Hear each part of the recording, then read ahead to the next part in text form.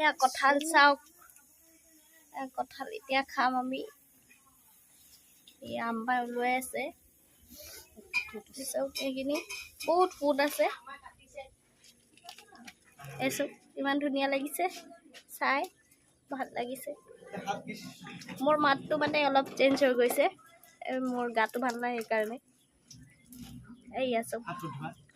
কঁঠাল ইমান আঠা নাই কঁঠাল কোনে কোনে খাই ভাল পায় কমেণ্টত জনাবচোন এইয়া চব ইমান ধুনীয়াকৈ ওলাইছে কঁঠাল এটা ফুটকেইটা ইমান ধুনীয়া ওলাইছে এইয়া চব এইয়া